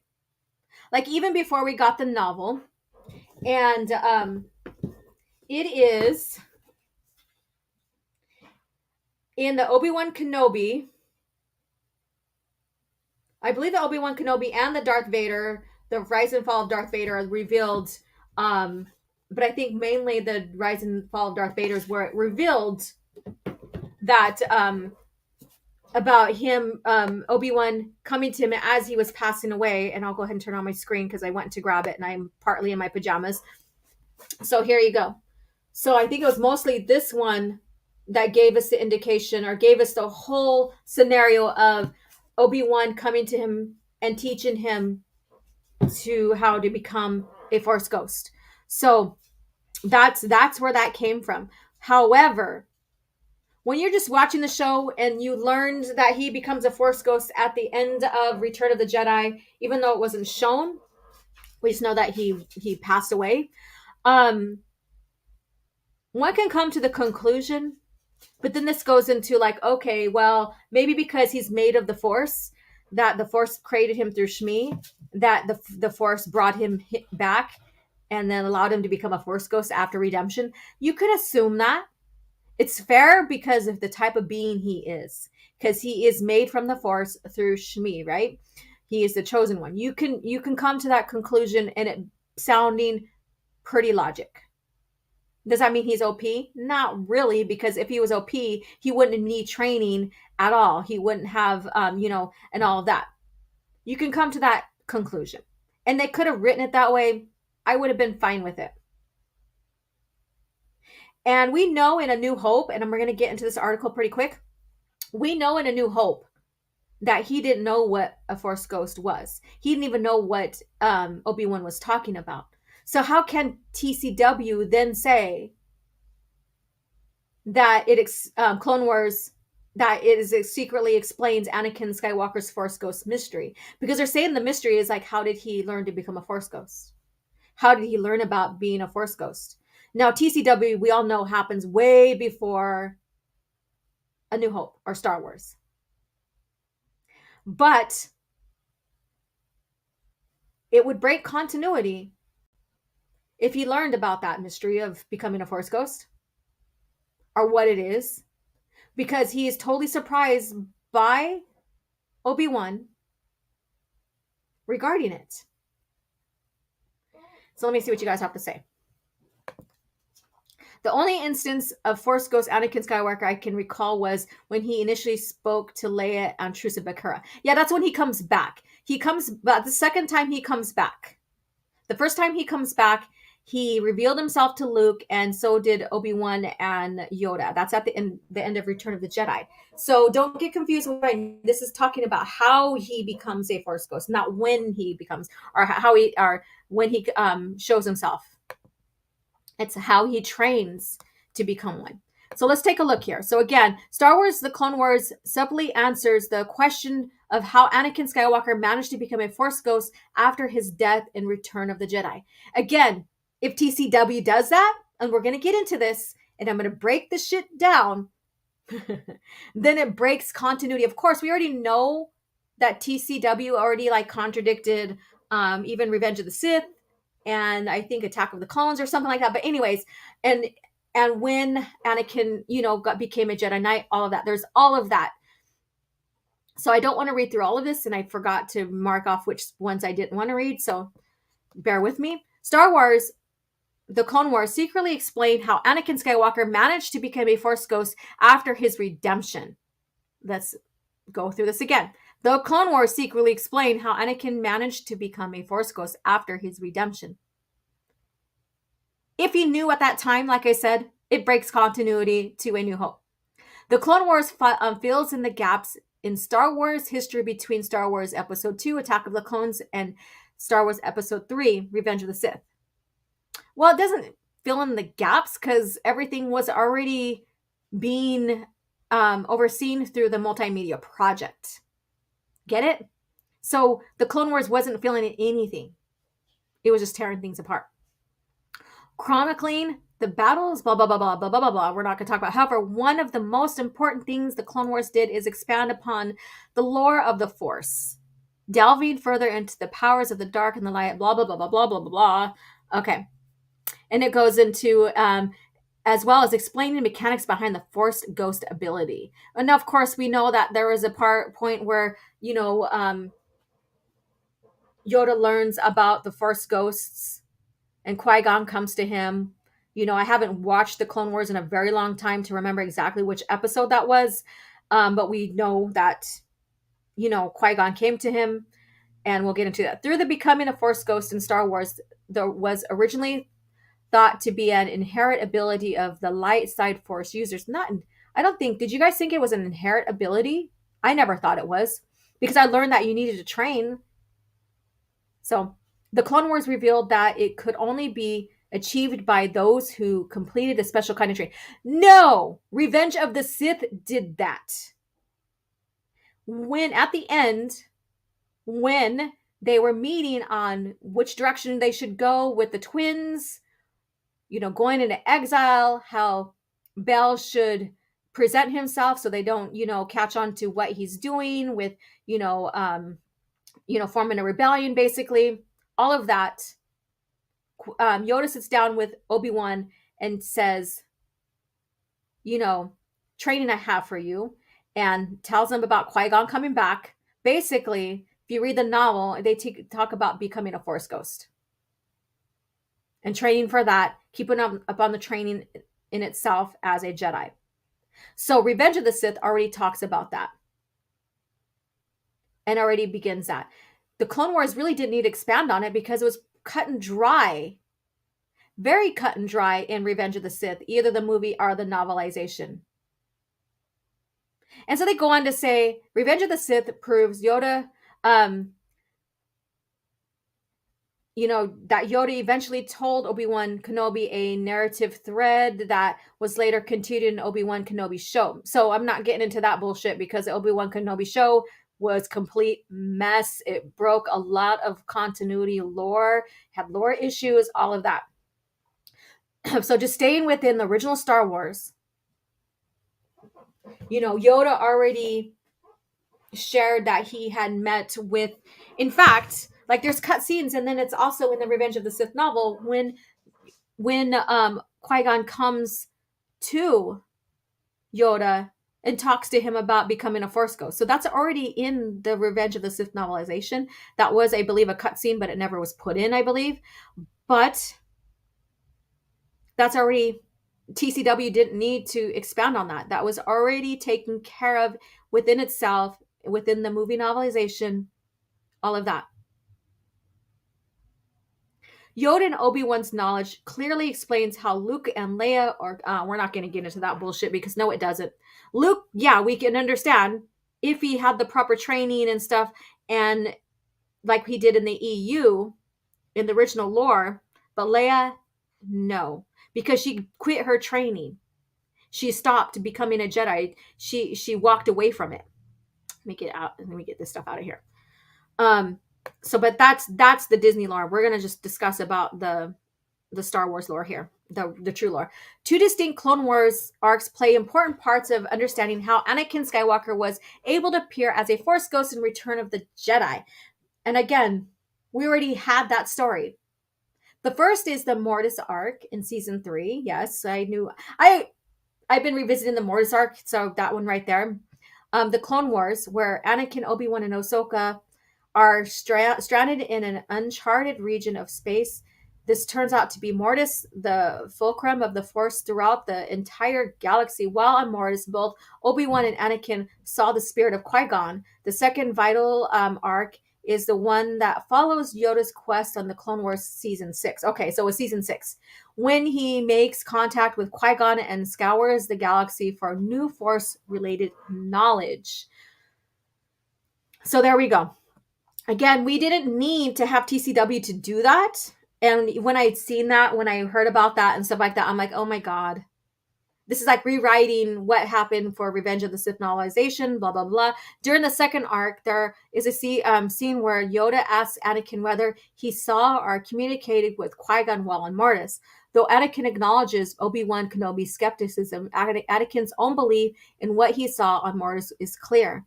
This belief is encouraged by Yoda, essentially planting a seed.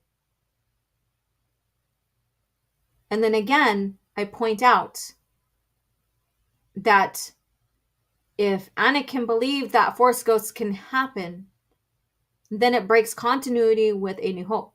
A Force ghost being a genuine possibility in Anakin's mind for the first time. And see, that's the thing. Here it is.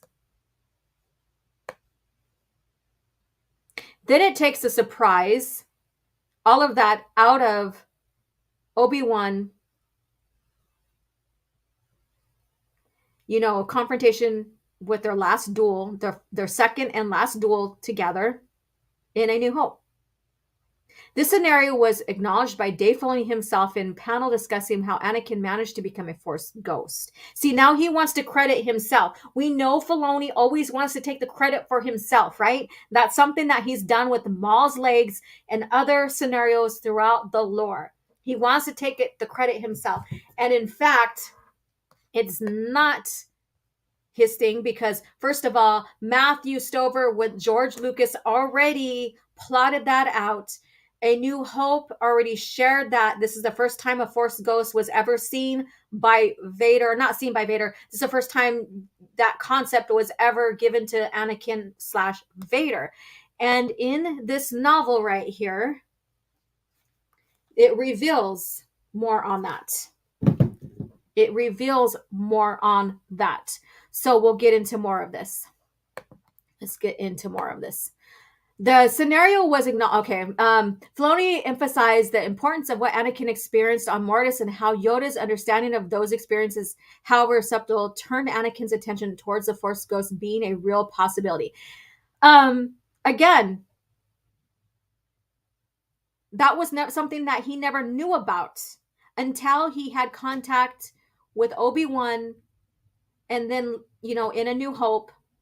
And then later on, when Obi-Wan came to him to teach him how to become. That was never a possibility, because if becoming a Force ghost was a possibility and, maintaining life in such a way, because Force ghost is another way of immortality, you would think that, Vader/Anakin would then want to learn more about that to save Padme in some way, shape, or form, right? Because Force Ghost is immortality in its own sense. You're not fully in your body, but you're able to come back and present yourself, what have you. Another way of immortality. You would think that he would want to explore that further as a means to save his wife, because he was so intrigued on immortality or saving a person's life that would be a possibility of like exploring and learning more on his end.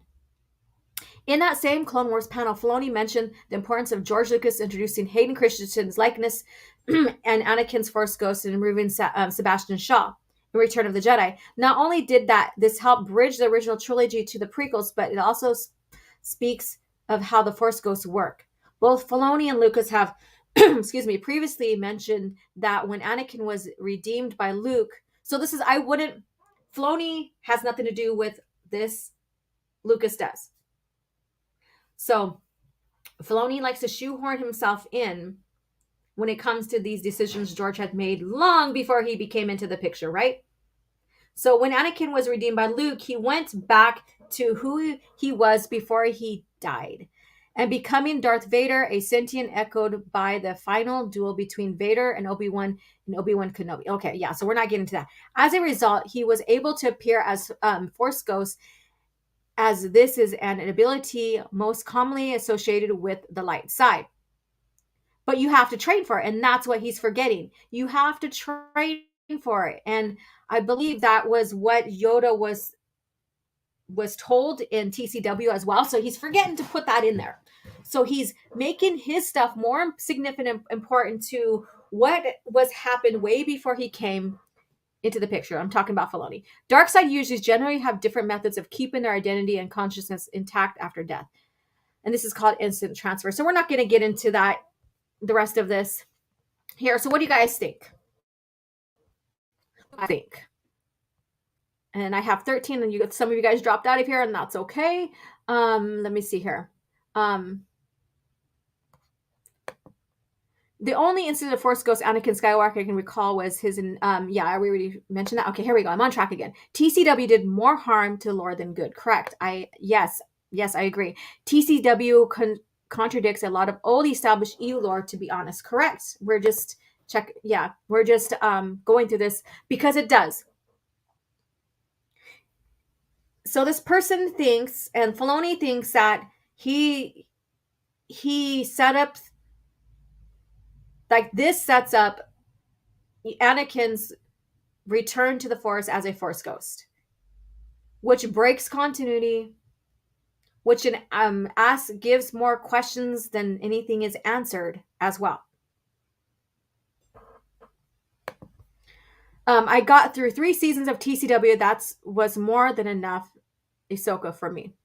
Ahsoka, whatever. Excuse me. Both Sith and Jedi can become Force Ghosts, but Sith version was more limited and, so there were more spirits. They were bound to places and all that stuff. And then they have the essence transfer, correct. And let's see here. I barely even touch TCW these days. Haven't watched it in a while. Wow. And then Boss Livewire. Hey, what's up, Boss Livewire? That's a huge stretch by this article. That and Filoni. Why I don't pay attention to Filoni or like him. He usurped the lore of the Mandalorians from Karen Travis and changed it and took credit for it. Correct. You are correct. Didn't Luke appear as a Force Ghost to his descendant, Kate Skywalker? Excuse me. During the Legacy era as well? Yes, but Luke already, was learned how to become a Force Ghost, and was teaching his order. And here we go. I have a picture of it right here for you. And teaching his new Jedi Order, how to do so. So I'm going to show you it right here, since I have it in front of me and I didn't go find the Dark Empire stuff. But here you go. There he is right here. That's just a picture of him. It's not the scene. But you are right. He did appear to him. So let's see here. I'm going to go back to this article. Let me see. Add. And here. There we go. All right. Let me see here. And we have Dadman walking. Hey, what's up? We're getting ready to close out here pretty soon, but hang in with us and catch the replay. OG Star Wars, I kind of thought all Jedi turned into the Force Ghosts a long time ago. I swear Vader fought a dark Jedi that controlled all the planets on the planet that turned into a Force Ghost. I am not following you on that one, but yeah, some people thought that, and the fact, me being an elitist and really get into lore, knew that there was everybody had to train to use force abilities, so there has to be training to become a force ghost. It wasn't just granted to you. And even after you're trained, you could choose not to go and return and become a force ghost. Mara held out for a while. If you guys didn't know that, when she passed away, she held out for a while until evidence was discovered on who killed her. Wait, didn't the same ones make Kenobi, Anakin, and Ahsoka fight? They were on Mortis at the episode end? Yes. Yes. OG Star Wars, I think, and so that's where you think, okay, so everything on Mortis that happened, the Force was so strong there, right? So then you would think, okay, so if they made each other fight, not everything that you perceive there is real, right? So there you go. OG Star Wars, I think Sith spirits are very powerful. At their most powerful, I think the only difference between Force Ghost and Sith spirit is a Sith spirit can be destroyed with the Force. Yeah, I guess you could say that. Go back into XR, like the Jedi Academy with XR Kun and Luke. He really played a big one on Luke, right? He put him in a Force coma and stuff. And then Lancer says, I am not sure I like the idea of neutral Force spirits. Unlike Sith spirits, they can be harmed. I don't know where you got the neutral Force spirits from. Force and non-Force attacks, I think the name was Bindu. No, that's Disney lore. Y'all see why OG gets into debates with others on Twitter? Are you covering up a pattern of that I do? Oh my God. Let's see here. And we're going to start winding this down. So anything else you guys want to add about this article? What was revealed to you? How, again, Filoni is trying to usurp what had happened already in the lore regarding Force ghosts and how one must train. You just don't become one because you know they exist. Because that's not how that works. That's not how the Force works. You just don't do a mind trick because you know it exists. You have to train for it, right? Same exact thing with becoming a Force ghost. Anonymous Gamer says, where exactly did Anakin Skywalker learn how to become a Force ghost in the original EU continuity? I did read Revenge of the Sith novelization, but it was long time ago. I'm showing you right now. So let me bring up my image. This is called The Rise and Fall of Darth Vader. And I believe it covers a little bit of it in here. I could be wrong. It's been a long time since I read this one. And this one is The Life and Legend of Obi-Wan Kenobi. But more or less here. So I refer to this one here. This one, I have the sleeve for it. So I'm going to pull it out. Woo, look at that. Isn't that gorgeous? Look at that. And, oh my God, this is creepy. Look at that. Just imagine your life changing. Your whole life changes for your decisions. And you become, like, this becomes your vision. This becomes who you are. You are masked because of your decision where you want to go. That is the tragedy of Darth Vader, of Anakin Skywalker. Let's see here. And, well, that's why it can be hurt by everything. It's from Disney. There you go. All right, you guys. So, go ahead and share anything else you want to say about this cringe factor. If not, we're going to start closing it here. Wonderful conversations with you about, talking about clones, a little bit of clones, midichlorians, how manipulating the Force through midichlorians does, turn out to be harmful, and the Force does counter everything. And that's how we get Anakin Skywalker, because with Palpatine and, Plagueis and Palpatine, mainly Plagueis, manipulating of the Force, experimenting like that, wanting to create a dark side kind of army kind of thing, or, whatever new actions and stuff like that, the Force countered. And it countered with having Shmi as the vessel, right? And creating Anakin Skywalker. Now, no, Plagueis and Palpatine did not create him, but their machinations, their experiments, all of that set that emotion with the Force creating. So they did have a little bit of influence, but it's not where they intended to create him. The Force basically rebelled against them and said, you know what? It's going to take some time, but this is, you guys are going to, I'm going to create balance, and it's going to be through him. Let's see here. OG Stars, I'm also sorry, I can't remember Dark Jedi name. In the story, Mara Jade finds her, but Vader insists he go fight the Dark Jedi because how powerful she was. She is an issue one story.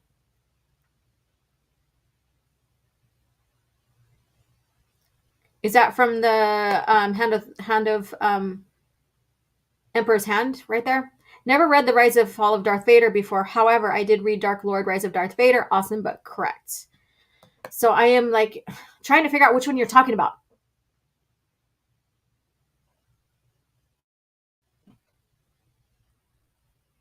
Yeah, I'm trying to figure out that one right there. Sorry about that. I'm not recalling, but if anybody can remember, read that and then answer. Feel free. I'm not reading it, but let's see. I'm not hiding. It doesn't want to leave now. There we go. All right, everything is going well on my computer. All right, you guys. So thank you for tuning in and hanging out with me for this Thursday's coffee chat. Again, if you haven't had a chance to, like, subscribe, share, become a channel member. Stay tuned. I am planning our channel member watch party of the Clone Wars, Tartakovsky Clone Wars, and that will be at the end of May. So stay tuned for a date, and I can't wait to meet up with you guys on that. That's going to be so exciting. I will put out a panel, or I'll put out a discussion on what dates or what days of the week and times of the week sounds better to you guys. So stay tuned for that, because I want to be able to optimize this where everybody can be there as channel members. And if you haven't became a channel member, please, if you can afford it, please become a channel member. Come hang out with us and all that. When you have the emojis that you can use, all of that fun stuff. And tonight, if you're interested in what's going on with Mandalorian, this clone situation that's happening, and you want to hear a little bit more of what Raging Rhino has to say, check out his live stream tonight, Casual Rage. I don't have the time in front of me. I think it's 6:30, but I could be wrong. Pacific Standard Time. I don't want to give out the wrong time, so don't quote me on that. So you guys have a good day, and may the Force be with you. I had fought the worst of all wars and witnessed the redemption of evil. I have seen balance restored to the Force. But order can turn to chaos, as it did when I was born. Now, with my loved ones and my loyal allies, I face a new challenge unlike any before. And I'm not sure at this time we can win. Star Wars Vector Prime by R.A. Salvatore, the first novel of the new Jedi Order.